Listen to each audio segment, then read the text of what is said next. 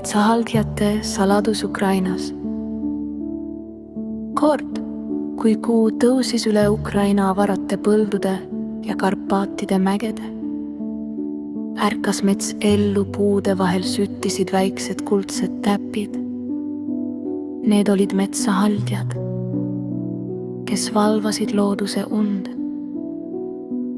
Üks väike haldjas nimega Luma lendas vaikselt üle männjokste ja kuulas,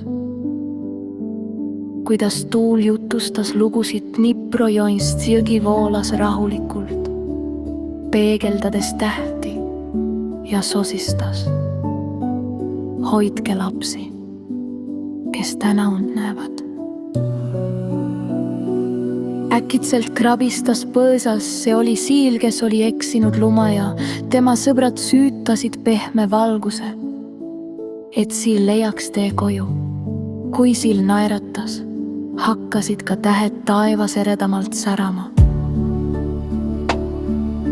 Kaugel heinamaal kõikusid moonid ja päevalilled, justkui lauldes vaikset hälli laulu. Metsahaldjad teadsid, kui loodus on hoitud, siis on ka laste unenäod soojad ja turvalised.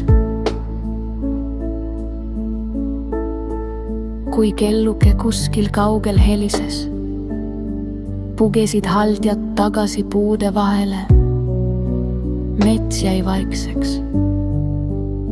Ainult tuul silitas lehti ja sosistas. Häädund, väike sõber Hoome ootab uus seiklus.